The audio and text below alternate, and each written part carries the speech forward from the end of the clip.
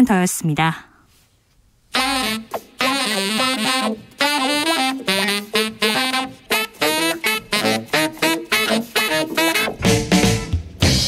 세계는 넓고 이슈는 많다. 우리의 시야를 국제적으로 넓혀보겠습니다. 국내 뉴스, 국제 이슈 다 던져라. 지금은 글로벌 시대.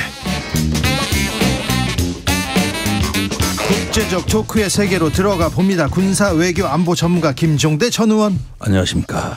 진중하게 인사를 하시죠. 예, 오늘은 엄숙하게. 엄숙하게 하시네요. 네. 의원님. 안 어울려요? 네. 세계적인 평론 스케일 임상훈 인문결 연구소장 어서 오세요. 안녕하십니까.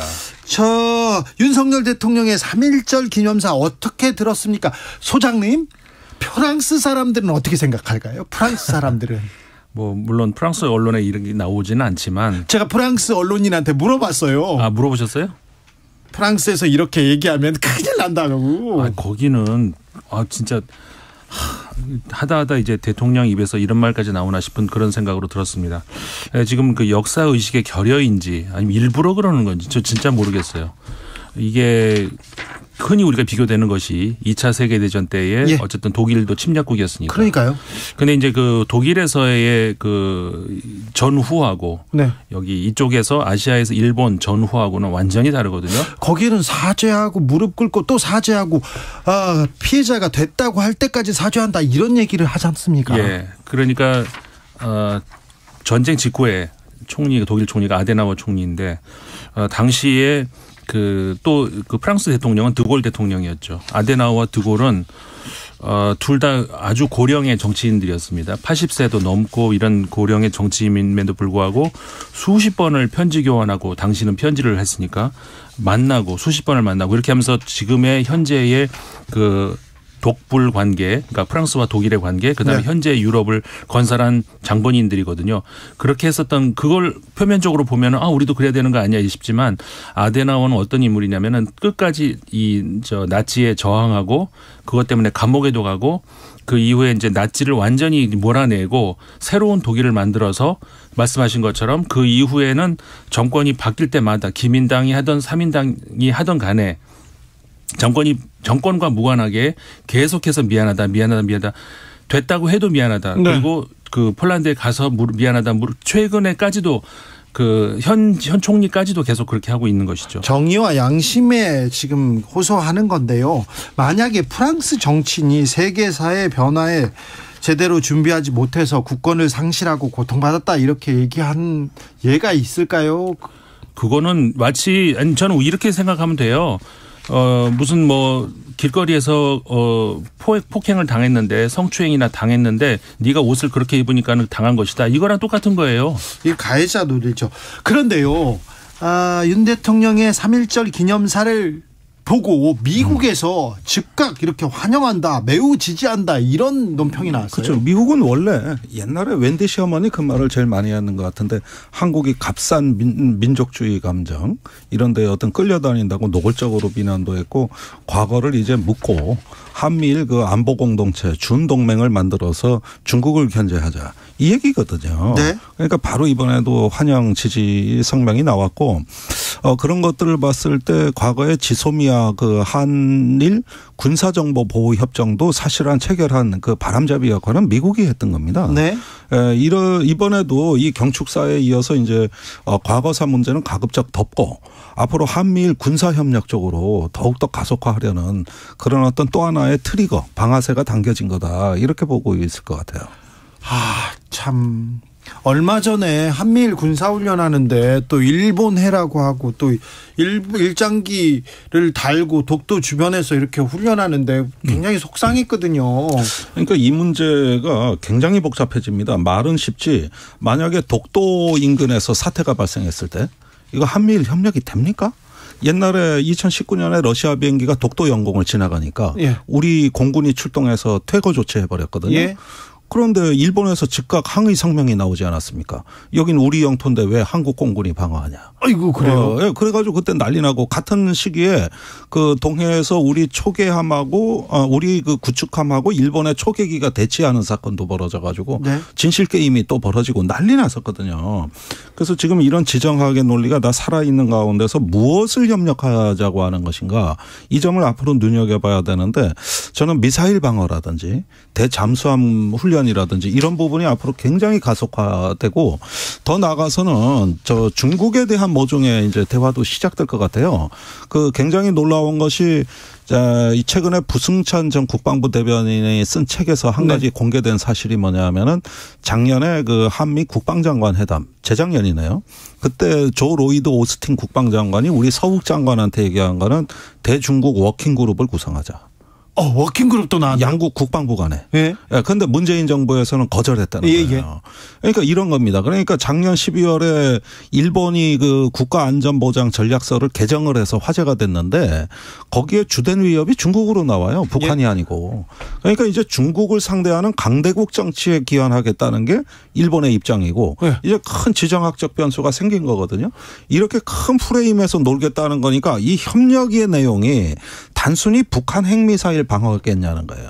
그것보다 뭐 대중국 쪽으로 결국은 갈 가능성이 높아 보이는 협력이. 고래 싸움에 우리가 지금 끌려 들어가는 거 아닙니까? 뭐 고래 싸움이라는데 우리는 새우 정도는 아니고 뭐 돌고래 정도는 됩니다만은 그런데 이 일본이 이미 주적을 중국이라고 저렇게 천명하고 국제사회에서 또 유엔 안보리에서 러시아 퇴출을 얘기하고 있는 말하자면 강대국 정치에 귀환한 새로운 모습을 보여주는데 여기에서 일본하고 협조한다는 게 무슨 의미입니까? 단순한 대북한 문제입니까? 대중국 문제입니까?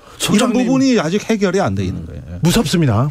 그러니까 저는 뭐 이게 중요한 얘기는 아닐 수도 있지만은 아까 이제 우길기 얘기가 나와서 갑자기 생각이 들었어요. 우리나라에서 일본하고 같이 군사 훈련을 하면서 일본 그 우길기를 단 배가 버젓이 동해 앞바다 왔다 갔다 하는 그런 와중에 최근에 프랑스에서는 축제가 하나 있었습니다. 니스 카니발이라고 되게 유명한 세계 3대 카니발이잖아요.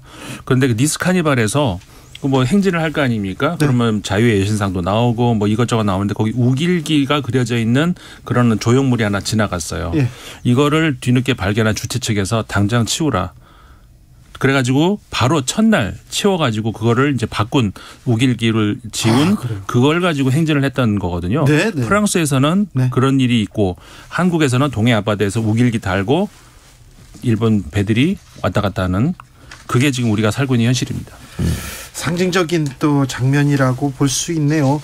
우리는 경제가 지금 걱정인데 그래서 이제 오늘부터입니까? 이제 중국하고도 이렇게 PCR 검사 없이 왔다 갔다 하게 하고 이렇게 조금 교류를 하기 시작하는데 참 걱정이에요. 미국이 북한 제재 강하게 들어갑니까? 네. 아니 그런데 참 여러 가지 북한을 바라보는 요즘 미국의 시선이 조금 새롭습니다. 어떻게요? 아니 지난 연말에 계속 그 얘기가 나오다가 급기야는 북한이 러시아에 무기를 지원하고 있다. 그리고 증거물이라고 해서 열차 사진까지 공개했지 않습니까? 그러면은 그렇게 화물 열차를 대량으로 러시아에 북한이 포탄 같은 거 미사일 같은 걸 실어 날랐다면 그러면 지금 돈바스 지역에서 전투가 아주 격화돼 있는데 거기서 북한 무기 몇 개는 발견이 됐어야 되잖아요. 그거 찾을 수 있잖아요. 네. 그거 뭐 써먹으려고 같이 전시용으로 갔겠습니까? 그렇죠. 그렇다면 당연히 지금쯤 전투 현장에서 그게 나왔어야 되는데 없어요. 그거는 또. 아예 없습니까? 아무리 외신을 봐도 그런 소식이 안 들려요. 그렇다면 의문이 이거예요. 왜 미국이 저럴까? 그래서 북한을 일단 러시아하고 분리시키려는 견제구거든요. 그러면은 지금 여러 가지 이렇게 무역회사 중동 아프리카에 가 있는데 계속 북한의 어떤 무역 무기 밀매 추적하고 있고 이러다 보니까 북한에 대해 가지고 이제 묶어두려는 전략인 것 같아요. 그러면서 사실 화물 열차 위성 사진 공개한 데서 이면에는 또 뭐 한 가지 이런 게 있습니다. 북한이 러시아를 지원하니까 한국이 우크라이나를 지원해야 될 거 아닙니까? 이걸 압박을 가하고 있단 말이에요. 그러니까 지금 이 일본 문제보다도 지금 자유를 얘기하는 이 윤석열 정부의 더 큰 짐은 우크라이나에 무기를 지원하라는 서방과 나토의 압박입니다. 이거는 미국 국방장관이 직접 나서고 나토 사무총장도 우리 정부에 그거 해달라고 네. 아까 젤렌스키 대통령 전화가 왔고 예. 이렇게 돼버리니까 이제 자유 또 글로벌 중추국가를 얘기했는데 이거 피해갈 수 있겠냐는 거예요. 그러니까 일본 문제는 오히려 한미일 군사협력이나 이런 것들은 점진적으로 갈 수도 있습니다만 우크라이나는 당장의 문제거든요. 네. 그래서 이런 문제들이 섞여 들어가니까 이번에 북한 제재하는 문제도 어떻게 보면은 미국이 굉장히 어떤 여론을 조율해 가면서 북한을 관리하는 것 같다. 그리고 이제 곧 한미 대규모 연합연습이 3월에 예정돼 있거든요. 예. 이때 위기설이 고조되고 있다고. 아니 또 여기서 훈련하고 제재하고 그렇게 하면 또 북한도 또 발끈하겠죠. 아니 지금은 대놓고 맞대응을 해버리니까 동해에서 훈련하면 동해로 미사일을 쏴요. 그러니까 이게 과거하고 달라진 거기 때문에 미국으로서도 상당히 북한 관리가 다층적으로 지금 이루어지고 있는 것 같아요. 이걸 이제 그 신냉전이라고 하는 그런 큰 틀에서 좀 볼 필요도 있는 것 같아요. 네. 러시아 같은 경우에 과거 이제 20세기 당시의 냉전 그때하고 지금하고 비교를 하면은 그때 20세기 당시에 그 소위 소련 위성국가라고 했던 나라들이 전부 지금 나토 회원국이 돼 있습니다. 네. 그리고 나토 회원국 중에서 가장 러시아하고 이제 근접한 띠를 이렇게 형성을 하면서 이젠 철의 장막이 아니라 이제는 완전히 서방 장막으로 그 국가 자기들이 자임을 하고 있거든요. 최첨단 그 천병 그 역할로서 하겠다는 그런 이야기까지는 부쿠레슈티 9이라고 9개 나라가 그렇게 있기 때문에 러시아 입장에서는 지금 현재 그 우크라이나 전쟁에서 불리해지고 있는 그런 상황에서 앞으로 이 돌파구를 찾을 수 있는 것이 결국 과거의 그러니까 유라시아 대륙의 어떤 그 블록을 묶는 경우 외에는 유럽에서는 영향력을 너무 상실해 가지고 중국을 같은 편으로 엮어야 되는 그 방법 외에는 더 이상 방법이 안 보이거든요.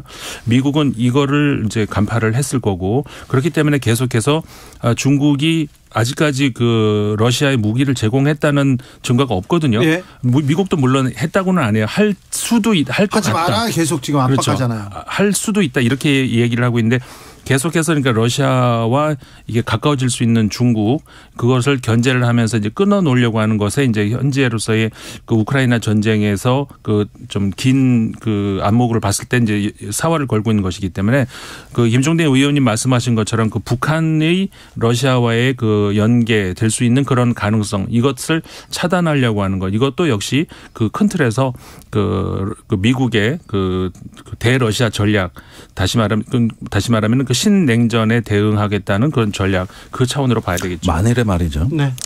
우리가 우크라이나에 무기를 직접 지원하게 되면은 푸틴이 북한에 군사 지원을 할 가능성이 상당히 있어 보입니다. 그렇죠. 북한에요? 예.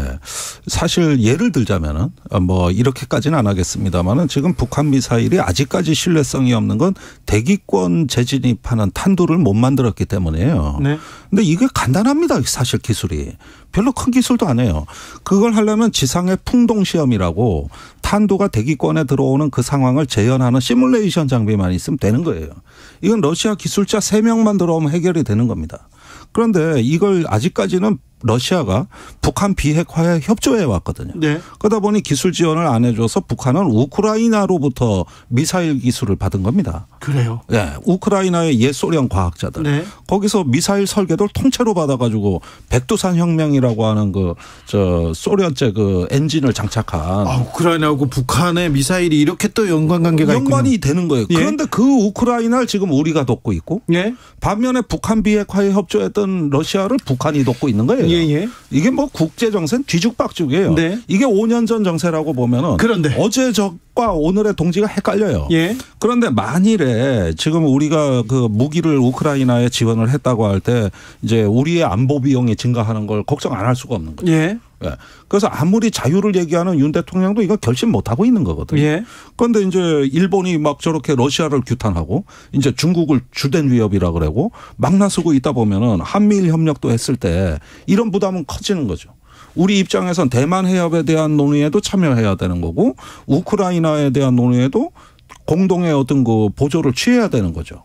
이런 지정학적 딜레마가 강요가 된다는 거예요. 한국에 대해서 너 할 거야 말 거냐 이걸 강대국 정치는 항상 선택의 문제로 딜레마를 압박하는 방식으로 우리한테 들어오는 거거든요. 예.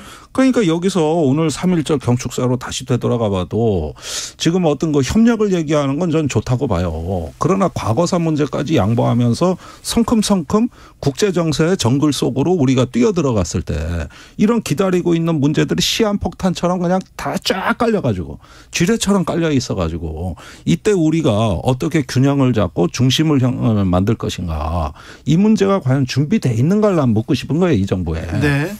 그런데 최근에 중국 외교부에서 우리나라 막 비판하고 박진 외교부 장관의 발언 비난하고 나서고 그러는 걸 보면 좀 상황은 나빠지고 있잖아요. 박진 장관이 작년 7월에 일본에 가서 기시다 총리를 만났잖아요. 네. 그때 뭐라 그랬습니까? 이 징용 노동자 문제를 우리 정부가 재단을 만들어 가지고 정말 최선을 다하고 있으니 일본 정부도 좀 성의도 보여달라. 네. 이랬거든요. 그게 뭐냐면 일본 기업도 참여해달라는 이야기였어요. 예. 오늘날까지 안 합니다. 그리고 윤석열 대통령이 계속 일본에 러브콜을 보낼 때마다 더 기곤만장해져 가지고 과거사 문제 다 해결해와야 협력할 수 있다는 입장이에요. 그건 이 순간에도 안 변했어요. 네. 지금 이 순간에도. 네. 그러면은 도대체 이렇게 몇 번 우리가 접고 들어가는 게 이게 작년에도 우리가 얘기했던 어떤 그 협력의 가이드라인을 일본이 거부한 거고 지금 또 그러고 있고 이렇게 되는데 이제 협력을 얘기한다는 과거사 문제를 한국 정부가 다 이제는 다 부담한다는 뜻이거든요. 그리고 한미일 협력으로 간다. 이렇게 만약에 된다 그러면은 이게 굉장히 심각해집니다. 문제가. 네. 그러면 대만 문제, 우크라이나 문제 이런 짐들이 다 한국 정부의 어깨 위에 올라탄다는 거죠. 큰 숙제로 다가오고 있습니다. 그런데요, 이거 가다가 이 문제는 좀 물어보고 싶은데 최근 서방에서 중국 그 동영상 플랫폼이죠. 틱톡 이걸 틱톡. 계속해서 금지하고 있습니다. 못 쓰게 하는데 왜? 이유가 뭡니까? 틱톡이 이제 가장 대표적으로 그 전면에서 이렇게 당하고 있는 건데 네. 사실 그 중국에서만 나와 있는 그 우리가 많이 사용하는 줌도 마찬가지고 네. 그런 것들이 좀 그 보안상으로 허술한 건 사실입니다. 그리고 네. 그냥 허술한 정도면은 뭐 그런가 보다 하겠는데 그 안에서 이제 취해진 정보들이 그 사실 중국 같은 경우에는 그 일반 기업이 뭐 정부하고 따로 놀 수는 없는 그런 나라인데 이게 수많은 정보들이 중국 정부로 들어갈 수 있는 그런 문제 그거를 제기하고 있는 건데 그거는 그래서 이제 유럽 같은 경우에서도 국제기구 같은 데에서는 줌을 점점 안 씁니다. 이제 그 팀스인가 뭐 이런 하여간 다른 걸로 이렇게 점점 바꿔나가고 있거든요. 아, 그래요? 네. 근데 그런 것이 이제 대표적인 것이 이제 아까 말씀하셨던 그 틱톡이 이제 네. 바로 이제 그 문제로 지적이 되고 있는 것인데 방대한 양의 그 개인 정보들이 중국 정부로 들어갈 수 있는 그런 위험은 실제로 있는 것 같습니다. 자, 그런데 말이죠. 이 틱톡이 뭐냐 하면은 작년 4월에 우크라이나의 젤렌스키 대통령이 한 얘기가 있어요. 예. 우크라이나 시민의 가장 큰 동맹군은 틱톡이다. 아, 그래요? 왜? 그 틱톡에서 러시아군의 만행에 관한 영상들이 다 퍼진 거예요. 아. 그러니까 이게 전 세계 여론을 결집했고 네. 우크라이나에 대한 지지로 연결된 거거든요. 네. 그런데 그때 실리콘밸리의 빅테크 기업들이 러시아에서 다 철수했어요. 유튜브, 넷플릭스, 페이스북 등등. 이건 큰 실수였습니다. 눌러 앉아 있어야 푸틴의 프로파간다에 대항해서 외부의 정보가 유입이 되는데 그렇죠. 그걸 오히려 봉쇄를 해준 거예요. 예. 그러니까 이 디지털 봉쇄라고 불렀습니다. 그때 당시에. 그런데 이 디지털 봉쇄가 지금 중국을 향해서도 동일한 방식으로 진행되면은 서방이 더 큰 어려움에 처해질 수가 있는 거예요. 정보는 연결돼 있어야 되고 자유롭게 유통이 돼야 되는데 중국 정부를 점점 도와주고 있단 말입니다. 네. 지금 푸틴을 도와줬듯이 만일에 그때 유튜브나 그 빅테크 기업들이 러시아에서 철수 안 했더라면 네. 지금 어쩌면은 푸틴이 정치적 부담이 훨씬 컸을 겁니다. 그럴 수도 있네요. 네. 이게 미국의 진보 단체들이 하는 이야기예요. 네네. 그러니까 지금 중국에 대해서 파이에 이어가지고 이 틱톡에 대해서도 계속 보안 문제를 얘기하지만 어떤 증거가 발견된 건 없거든요. 위험하고 취약하다는 거지. 그렇다면 이런 걸 보완을 해야 되는데 지금 금지법 이래가지고 공공기관은 못 쓰게 한다는 거 아닙니까? 그러면 이제 점점 그 사회에선 퇴출이 된다는 얘기인데 결과적으로 이것이 디지털 봉쇄로 연결돼 가지고 중국 정부를 도와주는 역할을 하는 건 없냐. 네. 이렇게 좀 접근을 해서 유연하게 이 문제를 다뤄야지. 이게 뭐 그냥 뭐 미국, 캐나다, 유럽까지 다 한꺼번에 이걸 갖다가 틱톡 금지법을 통과시킨다?